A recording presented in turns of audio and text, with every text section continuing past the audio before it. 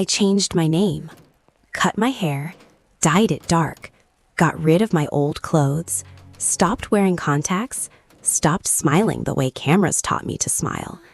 I moved to a new city, a new apartment, a new school.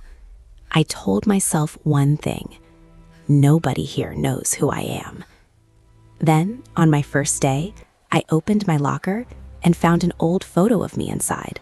Not the new me, the old me, the girl I buried. On the back, someone had written 5 words in red ink: "You thought this would save you." That was the moment I knew something. I didn't start over. I walked straight into another trap, and I hadn't even met the worst person yet. 8 months earlier, I had a different name, Nora Vale. Maybe you knew it. A lot of people did. I was the face of a beauty brand, the daughter of a rich family everyone admired, the girl people called perfect online. But that life was poison. Every meal was controlled, every outfit was chosen for me, every picture was edited before I even saw it. My family didn't care if I was happy. They cared if I looked expensive. Then one night, a video hit the internet. 17 seconds. That was all it took.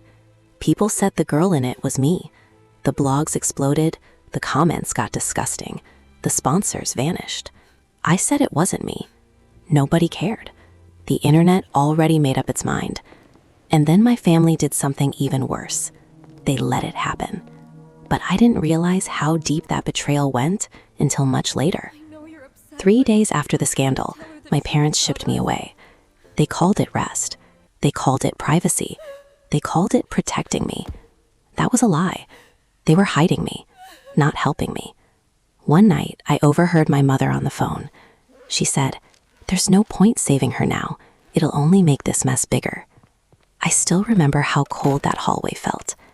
That was the moment something broke in me. I stopped being their daughter. I became damage control. So I left. No goodbye, no note, no warning. I took cash, a fake story, a second phone, and I disappeared. That was the night Nora Vale died, and Alina Reed took her place. I thought the hardest part was over. I was wrong. Haverford Hall was the kind of school where everyone looked polished and fake. Designer shoes, perfect hair, fake kindness. I kept my head down. That was the plan. Then I almost sat on a chair covered in black. A voice stopped me. "Don't." I turned around. A guy by the window, messy dark hair, sharp eyes, tie loose, zero interest in pretending to be nice. I looked at the chair, then back at him. "Thanks," I said. He shrugged. "Wasn't helping you. I just hate stupid people." That was my first conversation with Kieran Ashford, and somehow it only got worse from there. He was rude, cocky, annoying, and for some reason, he kept showing up every time things started going bad. That should have made me feel safer. It didn't.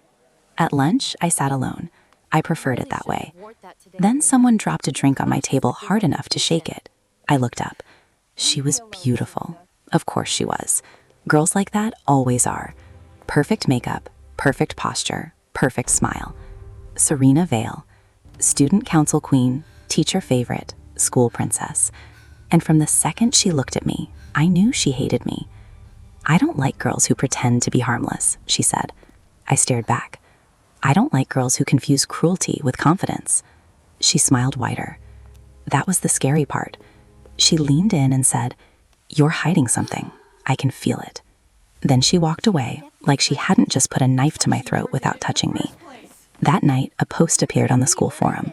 No username, no explanation, just one sentence. "The new girl is a lot less innocent than she looks." And attached to it was a photo of me arriving at school that morning. Someone had been watching me, and Serena was only the beginning. The attacks were small at first. Homework disappearing, rumors spreading, people laughing when I walked past. Nothing big enough to report, just enough to wear me down. Then I opened my locker again.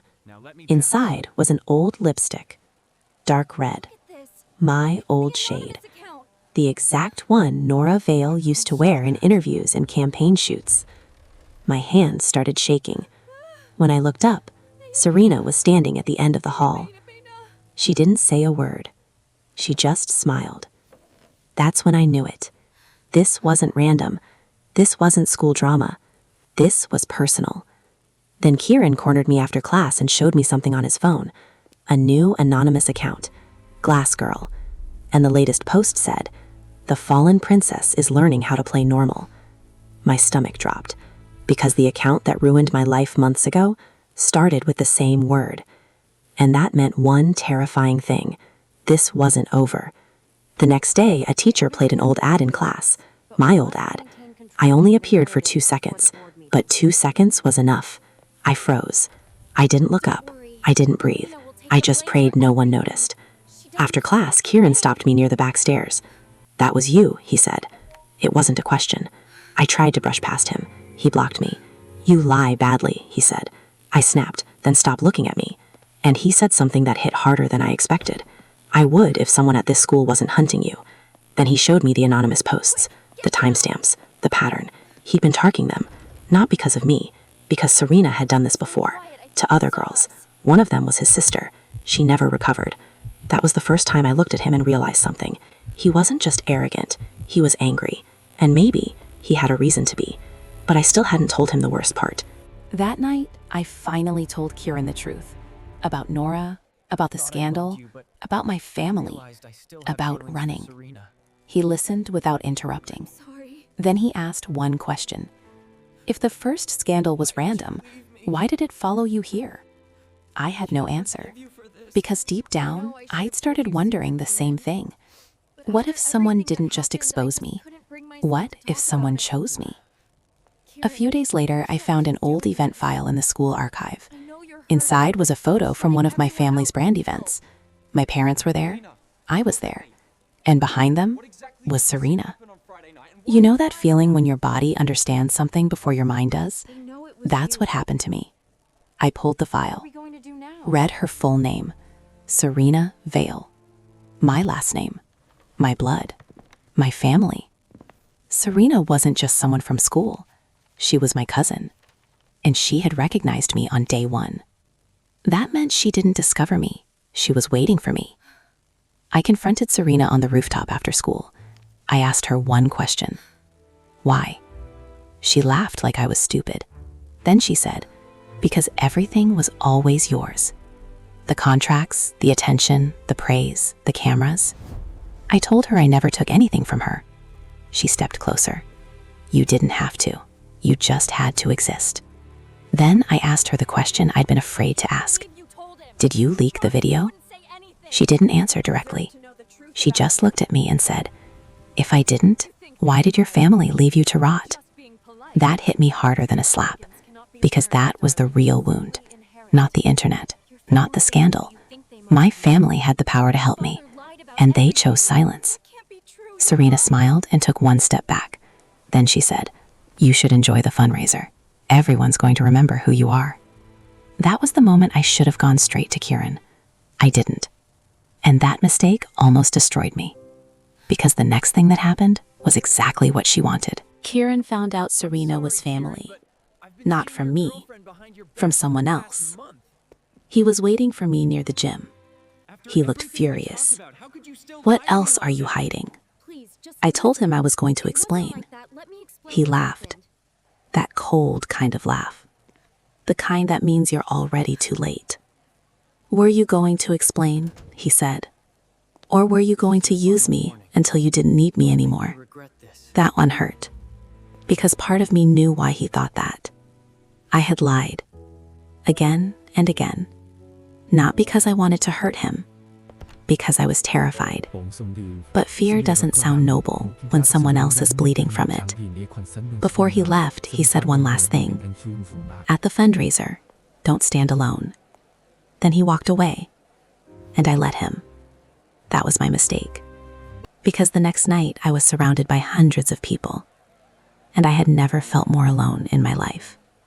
That's when Serena lit the match. The fundraiser looked beautiful. Warm lights, live music, parents, teachers, donors, cameras. A perfect place to ruin someone. Serena stepped onto the stage in a white dress and smiled like an angel. Then the screen behind her changed. My photo. The old one. Nora Vale. The room exploded. Then came the articles. The screenshots. The old scandal. And finally, the video. People gasped. Whispered. Turned to stare at me. Serena looked down from the stage and said sweetly, "I think everyone deserves to know who the new girl really is." For 1 second, I almost ran. Like before, that old instinct came back fast. Disappear. Hide. Let them tell the story for you. Then I saw Kieran in the back of the room. He didn't rush toward me. He didn't save me. He just looked at me and shook his head once. "Don't run." So I didn't. I walked straight to the stage, took the microphone from Serena's hand, and said 5 words. "Yes, I'm Nora Vale." And then I destroyed her, but not before I destroyed the silence first. My hands were shaking. My voice wasn't. I looked at the crowd and said, "Yes, that scandal was used to bury me. Yes, my family abandoned me. Yes, I ran." Then I turned to Serena. And the person who made sure it followed me here is standing next to me. She called me crazy. That was cute, because this time I came prepared. I played the recording. Her voice, clear as glass, talking about me, threatening me, planning the fundraiser reveal. The room turned in seconds. Teachers rushed the stage. People started shouting. Phones came out. Serena's face went white. And for the first time since all of this began, she looked scared. Good. I looked back at the crowd and said the only thing that mattered. You don't have to like me, but if you judge me, judge the real me, not the version she built for you. Then I dropped the microphone. The next few days were chaos. Serena got suspended. The old case reopened. My family started calling. I ignored every single one. 3 days later, Kieran showed up outside my apartment. He looked tired. So did I. He sat next to me in the hallway and asked, "So who are you now?" And this time, I actually had an answer. Me. He kissed me after that. Not because I was Nora, not because I was broken, not because I was a mystery, just because I was me. And after everything that happened, that was the first thing that felt real. The girl they buried never came back, but the girl who survived, she was stronger.